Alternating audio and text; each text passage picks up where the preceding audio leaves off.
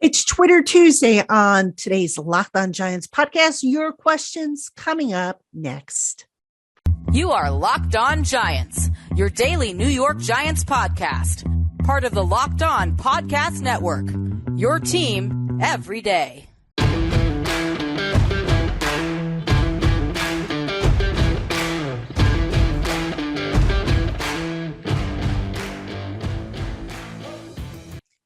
Hello, New York Giant fans, and welcome to another edition of the Locked On Giants podcast, part of the Locked On Podcast family, your team every day. My name is Patricia Traina, and we have a Twitter Tuesday on today's Locked On Giants podcast. So thank you for making us your first listen of the day or your first watch of the day. We're excited to be here. I'm excited to answer your questions. It is a small mailbag, but nonetheless, should be a fun show as always. And I'm going to jump right into those questions right now. So let's get started. First question comes from Puma Capital at Puma Capital, who asks, who do you see as the 2023 breakout veteran candidates? All right, Puma, I'm going to give you at least one on offense, one on defense, possibly two on defense. All right. So to me, a veteran is anybody, obviously, who is not a first year player or a rookie. So second-year players are eligible. So on the defense, I'm going to go with Azeez Ojulari as one of my breakout candidates. Now, Ojulari last year had a fantastic rookie season, led the team in sacks. I think this year, now that you have Leonard Williams and Kayvon Thibodeaux on the roster, that's going to open up more opportunities for Ojulari to really explode and build on what he started last year. So I think last year, if you want to call that a breakout season, fine. But I think this year you're going to really see that young man, if he stays healthy, take his game to a whole nother level. Another guy I think is going to have a breakout year on the defense. I'm going to go with Xavier McKinney. He's the guy now who takes over the calls in that defensive backfield with Logan Ryan no longer there. He's a guy who you could see is just getting more and more comfortable playing back there. Now, what I'd like to see from McKinney, obviously, is I'd like to see him get his hands on a few more balls and bring them down as interceptions. But I really liked what he showed last year in his first full season in the NFL. And I think there are bigger and better things ahead for that young man in 2022. So I'm looking forward to seeing that. And then on offense, I'm going to give you an obvious one. I'm going to go with Daniel Jones. I think Daniel Jones is poised to have that breakout season. I'm going to be optimistic here. I know there are a lot of people who are still not sold that Daniel Jones is going to be any good, but I'm going to tell you why I'm encouraged. Number one, I like how this coaching staff is doing everything they can to make the game easier for Daniel Jones. They're simplifying it. They're taking away some of the extra thinking that he's had to do. They're giving him more throws and more scenarios that I think he might be able to handle a little bit better. They're not trying to fit a square peg in a round hole when it comes to Daniel Jones. And you kind of see it in practice now. Usually when there's a new system installed, the quarterback tends to play like a snail. I don't see that. Now, obviously, I've only seen 3 OTA practices and 1 voluntary minicamp practice going back to April. But I sense Daniel Jones is playing a lot faster. Now, obviously, you need to see how he does with the pass rush, a real pass rush in his face. We need to make sure that, he's getting more and more comfortable with making some of the more difficult throws. That's still to be determined. But overall, I think I've seen a lot of progress from Daniel Jones. I'm optimistic that he will take the next step. There's going to be obviously some valleys, because a quarterback's progress is never linear. But I think all things being considered, if he stays healthy and if the Giants continue doing what they're doing with him, I think Daniel Jones can have a pretty good year. Breakout year, I'm not sure what kind of numbers you'd be talking about, but I'd settle for a guy who graduates from being a game manager to a game winner. So those are the 3 players I think might have breakout years for the Giants in 2022. Thank you for that question. Up next, we hear from S. Jones 71, who writes, I know it's OTAs and media access is limited, but I haven't heard much about McFadden. Likely to be situational, but what can you say about him so far on the field from positional coaches? All right. Thanks for the question. I think it's Steven, if I'm not mistaken. I think that's your first name, if I remember correctly. But anyway, I have not zeroed in on Micah McFadden. I have not really watched him, to be honest with you, because I'm kind of watching the entire defense to see what formation they're in and what they're doing. With linebackers, you kind of need to see them with contact. Okay. You need to see, are they able to get off blocks? Are they able to, anticipate and make plays? Now, McFadden, it's interesting. I did speak with McFadden. I think he's very intelligent, has good football intelligence. I think he could be the next Blake Martinez as far as, making the calls on defense and just getting everybody lined up and everything like that. As far as his play goes, this is a guy who's always kind of been like the afterthought or the underdog, and he's always risen to the occasion. I want to see how he does in coverage. I want to see if he can keep up with some of these faster guys. Right now, the Giants don't have all their, receivers and players on the field. So it's kind of hard to make judgments. But from what little bit I can recall from McFadden, there was nothing that made me say, oh my God, this guy's a disaster or going to be a disaster. But let's table that question and circle back with me when we get to training camp, because then obviously I'll have enough days built up with practices every day, and I'll be able to give you a better answer on that. But I'm encouraged about Micah McFadden. I'm not going to lie. I like that pick, and I think he's going to contribute sooner than later. So, all right. At Denton_Dave, let's see. From your limited access to OTAs, have you noticed any progress in Daniel Jones's processing of pre-snap motion? Any receivers stand out to you in terms of timing with Daniel's throws, progression as a favorite target, or is it too soon? Okay. Regarding your second question, Kenny Golladay, Kadarius Toney, and Sterling Shepard have all been sidelined. Those are the guys I think Daniel's going to end up throwing to more than anybody. So probably too soon to say that he's developed a rapport with any of those guys. Now, what I will tell you is I think there's some chemistry developing between Daniel and Wan'Dale Robinson that I have seen. Wan'Dale does a great job of adjusting to the ball while it's in flight. And Daniel Bellinger, the tight end, has done a good job of connecting with Jones, anticipating plays and catching balls in stride. So I've been encouraged by what I've seen from those two. Now, for the first part of your question, not so much pre-snap motion, because pre-snap motion gives the quarterback a hint what's being run. It's the post-snap that I think Daniel needs to really make the most progress. And I think what the Giants have done, or what they're doing, I should say, is they are having Daniel get rid of the ball faster. There's less thinking. There's less time to say, oh my God, should I go here or should I go there with the ball? And thus there have been fewer mistakes. Now, I'm not saying there have been no mistakes. That's not the case. I'm not saying there have been instances where Daniel has held the ball a little too long, especially on the deep ball. But I don't think we've seen a whole lot of that this spring in the drills that we have seen. Something for me to monitor, and I will monitor it in the 3-day mini camp and then again in training camp. But so far, I'm encouraged by what I've seen from Daniel Jones. All right, Giant fans, we have more coming up on today's LockedOn Giants podcast, a Twitter Tuesday edition. We'll be right back at you. All right, Giant fans, we have more coming up on today's LockedOn Giants podcast. But first, if you're looking for that special gift but can't decide, or maybe you're just ready to pop the question to that special someone, BlueNile.com has you covered either way. BlueNile.com has jewelry experts on hand 24/7 via phone or chat to help you find a gift within your budget range.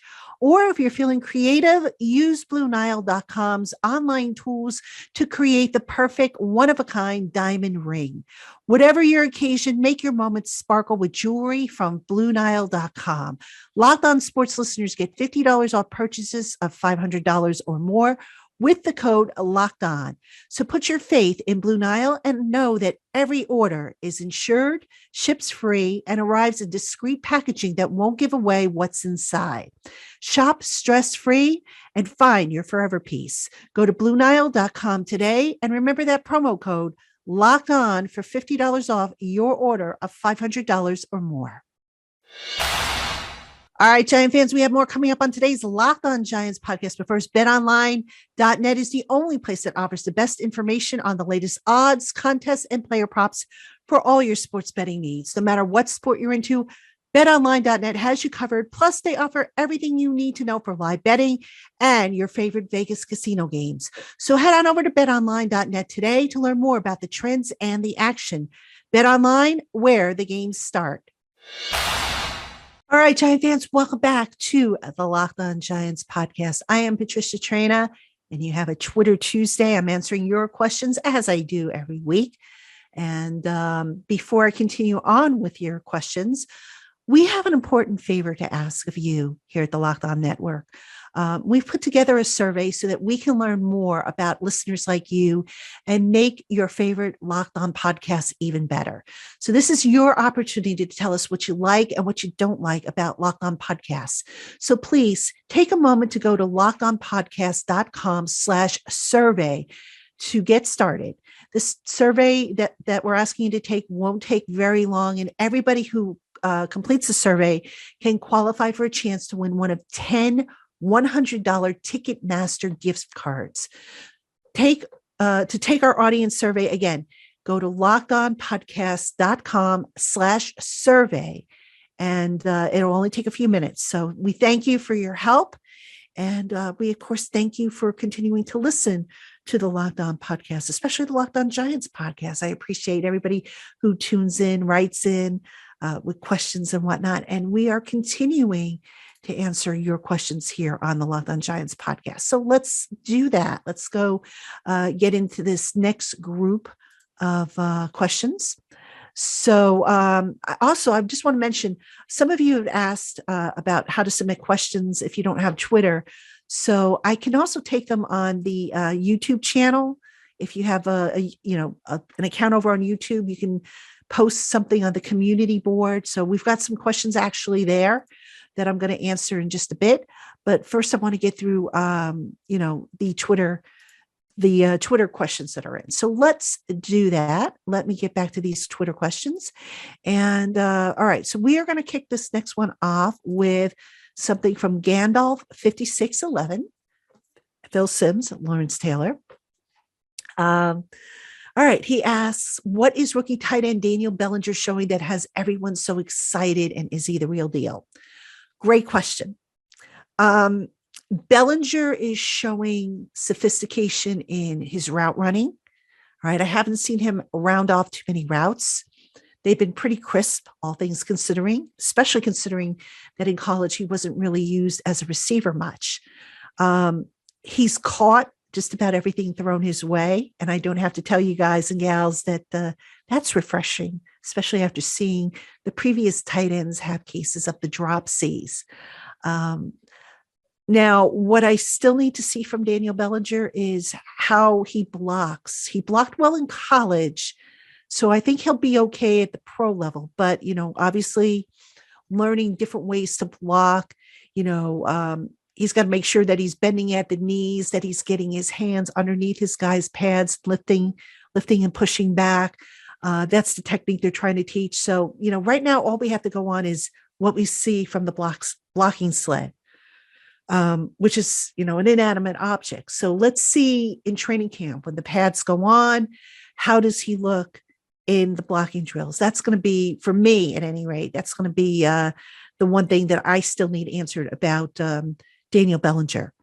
All right, up next, Kevin LaFaso, KJ LaFaso asks, in your opinion, what does Daniel Jones have to do to get a new Giants contract besides show he can stay healthy? Great question, Kevin. I would say Daniel Jones probably is going to want to graduate from game manager to game winner. That would be the biggest thing for me. And by that, I mean, anybody can hand off the ball. Anybody can, make these short throws and everything like that. But when the game is on the line, can Daniel Jones win it for them? That was something Eli Manning did regularly throughout his career. And that's how you knew you had something special there. I'd like to see that from Daniel Jones. And I don't think we have seen that yet from him. I'd like to see Daniel Jones make some of the tough throws that maybe he got away from making back in his rookie year. Because, the last coaching staff drilled it into his head. Don't make a mistake. Don't be careless with the ball. So take a few more chances. Mistakes are going to happen. A quarterback's progress is never linear. You're going to have peaks and valleys. The idea is to have more peaks than valleys. But I think the biggest thing for Daniel to get that next contract is to graduate from being a game manager to a game winner. Hands down. Okay. Christopher Knowles is up next. Do you believe we will know the Giants' identity before the first game of the season? Interesting question, Christopher. We ask the coaches that, and they say the usual thing, which I think every coach says: tough, smart, dependable. What other cliche can I throw at you? I mean, basically a bunch of cliches. But if you're talking about the identity of the offense, do I think it's going to be a smash mouth running offense? No. Is it going to be a passing offense? Yes. So, yeah, I think we're starting to see that in these OTAs, and probably we're going to continue to see it in the mini camp as well as training camp. On defense, they talk about being aggressive. Well, every defensive coordinator talks about being aggressive, but there are different ways of being aggressive. So how is this defense going to be aggressive? Are they going to try to get home with 4 or 5? Are they going to bring 6 or more? So that still needs to be figured out. And I just think, to answer your question, I know that's a long-winded answer, but I do think we'll have an idea of what the identity of this offense and defense will be. Now, will it be polished? Probably not. But will we have an idea? Will there be an outline? I think there will be, definitely. All right, next question comes from Thor, the best Roddy. Any interest in Jackrabbit? No, I don't see that happening. That ship sailed, number one. Number two, Jackrabbit's in his 30s now? I want to say 33. Probably going to cost a little bit more than maybe they'd like to pay. So no, I don't see that being the case. So, all right. And then let's see. Jay Berman asks, I'm just as much concerned about cornerback 1 as cornerback 2. Adoree Jackson had a good year in 2021. However, now he'll go head to head with opponents wide receiver 1 every week. Considering that and the fact that some teams have multiple big play receivers plus his injury history, what's your outlook for Jackson in the cornerback room as a whole? You know what, Jay? I'm not as concerned about the cornerback room as I might have been earlier in the spring. And I don't know if that's because in talking to the coaches and watching some of what they're doing in practice, that has alleviated some of my concern. Actually, that's probably what it is. But I think they're going to be okay at the cornerback spot. Aaron Robinson, it's his job to lose opposite of Adoree Jackson. And I do think there were times when Adoree went up against the opponent's top receiver last year. If you look at Pro Football Focus, I don't know if you have a subscription to Pro Football Focus, but I know there were times he went up against the number 1 receiver and he did okay. So for me, really the only question is the injury. Can they keep the injury bug away from the quarterback room, away from the team for that matter? If they can, I think they'll be able to get by with what they have. They still need to sort out the bottom of the depth chart, but I'm not as worried about the unit as I was earlier in the spring. That much I will say. All right, Giant fans, we've got more questions coming up, coming from our YouTube community channel. We're going to get to those right after this. All right, Giant fans, we have more coming up on today's LockedOn Giants podcast. But first, there's only one place to find what you need quickly for your car or truck, and that's at rockauto.com. Rock Auto has over 20 years of offering competitive pricing on thousands of parts for every make, model, and manufacturer. Check out their website today and don't forget to write down Locked On in their How Did You Hear About Us box so that they know we sent you. Rock Auto, amazing selection, reliably low prices, all the parts your car or truck will ever need. RockAuto.com. All right, Giant fans, welcome back to the LockedOn Giants podcast. I am Patricia Traina. And before I get to these last couple of questions from our YouTube viewers, just real quick, the Giants do start their mandatory minicamp today, Tuesday. It runs Tuesday, Wednesday, Thursday. My plan is to give you an update after every day is complete. So that will be the show that I will be doing for the next few days. Then on Friday, I'm hoping to go live. I haven't set it up yet, but I'm going to see if the entertainer wants to come on and do a live show with me. So if we do that, that'll probably be, usually we start that at around 11:30, 12 o'clock, and we go for about an hour and a half. So I will let you know once I finalize stuff. I have to reach out to the Tana and see if he's available. So we'll look to do that. And also at some point, I'm going to do a Twitter Spaces. It's something extra I do. I did one a few weeks ago, and it was pretty good.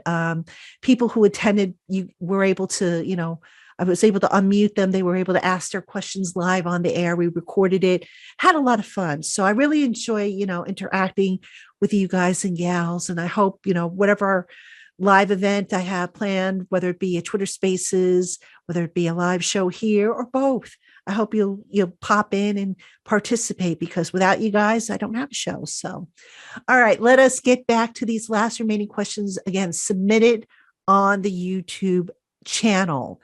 Rosario Guzzo, Papa Guzzo. He's the entertainer's dad, by the way. So I call him Papa Guzzo. He said I could call him that, which I'm thankful for. He asked, do you see Aaron Robinson being the starter at cornerback 2, or do you see the Giants signing a veteran cornerback on a one-year prove-it deal? And then he goes on to ask, besides Evan Neal, do you see any other rookie being a starter on the O-line? Okay, let's take the defensive question first. I don't think the Giants are going to sign a veteran cornerback, Rosario. I think this is Aaron Robinson's job to lose. Unless Aaron Robinson gets hurt or totally wets the bed, I don't see the Giants, going to plan B. Now, could they add another veteran? Sure. If there's injuries or somebody better becomes available than what they currently have at the bottom of the roster, it's a possibility. I don't think that will be the case. I think, like I said, it is Robinson's job to lose. All right. Now, regarding your question about Evan Neal, do you see any other rookie being a starter on the offensive line? So basically that would be Isuzu, Josh Rivas, who was an undrafted free agent, and Marcus McKeithen. Probably not. I mean, unless Andrew Thomas couldn't go. It's interesting. They've had Isuzu play left tackle in the practices during the OTAs while Andrew Thomas recovers from off-season ankle surgery. But I don't think there'll be any other rookie starters on the offensive line. No. So, I think they're going to go veteran. And quite frankly, I don't have a problem with that, because Daniel Jones needs a solid offensive line. And, I get it. You got to let the rookies play at some point, but you also got to make sure that they're ready to play. And right now, let's just get the offensive line and the offense in general up and running. Okay, final question comes from JT Savoy.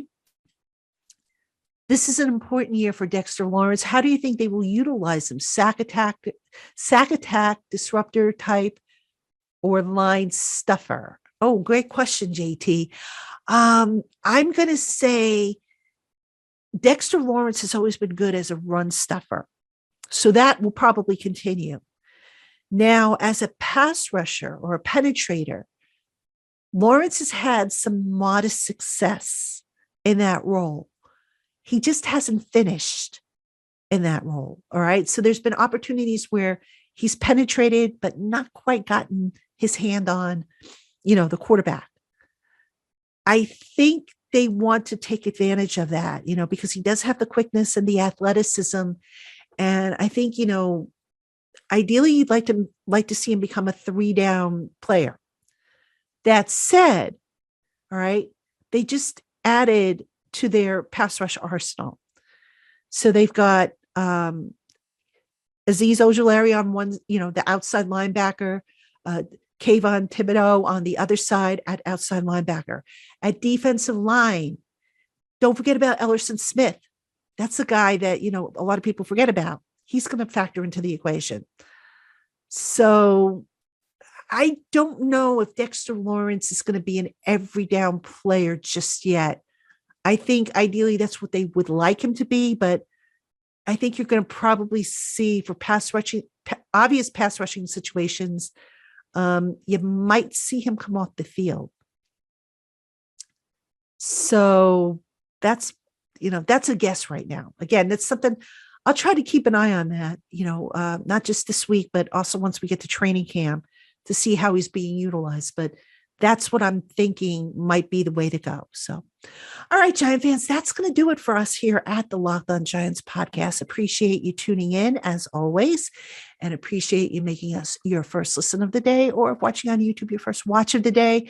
Make sure you tune in tomorrow. I'll have the first of at least 2 mandatory mini camp wrap-ups. If you have specific questions as we go along, obviously you can pop a question to me on my Twitter account or on the YouTube account. Also, I want to mention, follow me on Twitter. My Twitter account's below. You can see that. Or if you're not watching, it's at Patricia_Traina. And make sure you also follow me on Instagram. My Instagram account is at Patty, P-A-T-T-I, Traina, T-R-A-I-N-A, all one word, Patty Traina. And I'm posting video. I'm posting pictures. So I'll have all kinds of highlights and stuff from the mandatory minicamp all week long on my Instagram account. Hope you will check that out, and hope you will subscribe, because I really need to up my Instagram game. Need to get about 1,000 subscribers before I can become verified over there. So I'm close, but not quite there. So anyway, thank you for tuning in to the LockedOn Giants podcast. We'll talk to you again tomorrow.